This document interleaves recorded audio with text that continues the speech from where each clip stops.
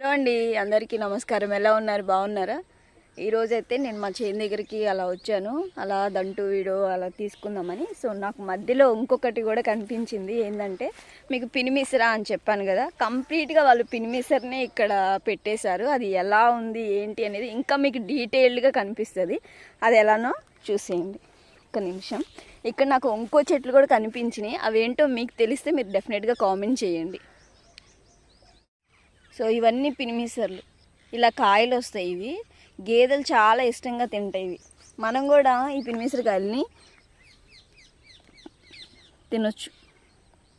లోపల పెసరపప్పులాగా ఉంటాయి అన్నమాట. ఇవన్నీ చిన్న చిన్నగా చూడండి ఎంత అందంగా ఉన్నాయో. ఫ్లవర్స్ కూడా.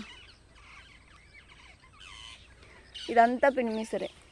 ఇంకా పినిమిసర్లో గోంగూర, పచ్చడి గోంగూర పెడతాం కదా మనం, అది కూడా వీళ్ళు చల్లేశారు. ఇంకొకటి నాకు ఒకటి కనిపించినాయి ఇక్కడ ఒక కాయలు. అవి ఏంటో మీకు తెలిస్తే కనుక డెఫినెట్గా చెప్పండి.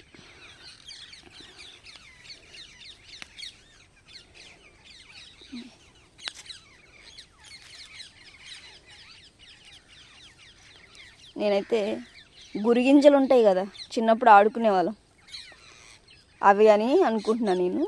మొత్తం ఎక్కువ ఉన్నాయి, భలే ఉన్నాయి. కానీ 3 ఉన్నాయి లోపల. సో ఇవన్నీ ఇవన్నమాట పినిమిసరా. దీంట్లో వాళ్ళు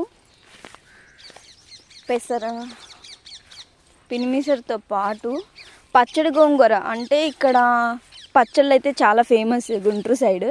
ఇంకా ఈ సమ్మర్ వచ్చిందంటే పండు మిర్చీలతో పచ్చడి పట్టుకుంటూనే ఉంటారు. ఇదంతా చూడండి పినిమిసర ఎలా ఉందో.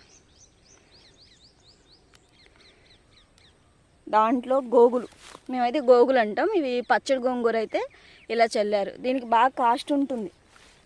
పచ్చళ్ళ సీజన్లో ఇది దొరకడమే చాలా కష్టంగా ఉంటుంది. ముందే తొక్కేసుకొని పెట్టుకొని ఉంటారు. అందుకని వీళ్ళు చల్లారు. కానీ ఇంకా పినిమిసర బాగా డామినేట్ చేసేసింది గోంగూరని. అక్కడి వరకు మొత్తం ఈ చేను మొత్తం కూడా పినిమిసరే చల్లేశారు అనమాట. ఇవి మనం చొప్పగా అయినా ఎండబెట్టేసుకొని గేదెలకు వేయొచ్చు, లేదంటే పచ్చిదాన్నే వేసుకొని కోసేసి వేయొచ్చు అనమాట. చూసారు కదా అగ్రికల్చర్ దానికి ఎలా ఉన్నాయి. మొత్తం ఏదో ఒకటి పెడతానే ఉంటారు. సో ఇది. సో ఇప్పుడైతే కాలువలు వచ్చినాయి, మొన్నటి వరకు లేవు. మేము మిర్చి దిబ్బను తడపడానికి కూడా అడుగును ఉంటే కాలువ అసలు ఒకసారి ఎండిపోయింది, ఒకసారి కొంచెం అలా రాగానే, కొంచెం జాలు రాగానే మళ్ళీ వాటిని కొంచెం ఇంజన్తో వేసుకోవడం అయితే జరిగింది. మళ్ళీ కొన్ని డేస్కి, ఒక 2-3 డేస్ బ్యాక్ మళ్ళీ కాలువలు వచ్చినాయి అనమాట.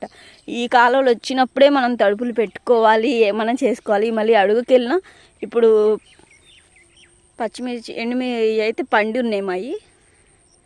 మిర్చి కూడా లాస్ వచ్చేలానే ఉంది, ఎందుకంటే చూడండి మొత్తం ముడత వచ్చేసింది. చూద్దాం, డిపెండ్స్ దేవుడి ఎలా ఉంటుందో. ఇలా ఉంటుంది మా సైడ్ అయితే. బోర్స్ అవైలబుల్ ఉండవు కాబట్టి కాలువలపైనే డిపెండ్ అయ్యి చేయాలి.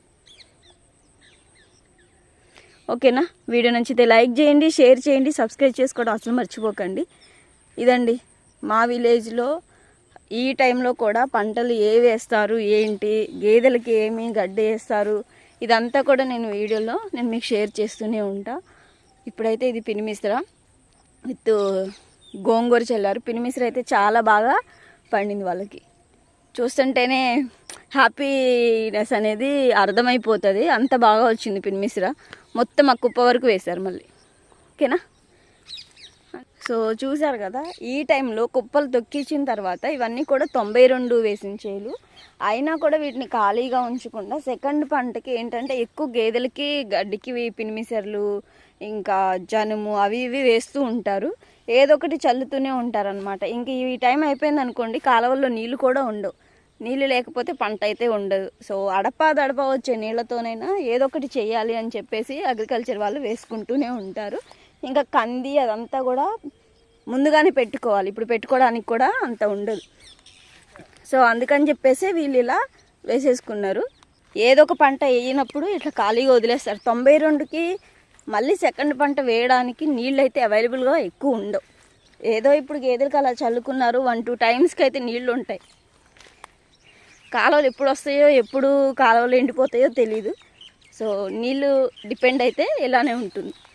కానీ ఎప్పుడు ఈ సమ్మర్లో మార్చి వరకు అయితే పని అయితే ఉంటుంది. సో సో వీడియో నచ్చితే లైక్ చేయండి, షేర్ చేయండి, సబ్స్క్రైబ్ చేసుకోవడం అసలు మర్చిపోకండి.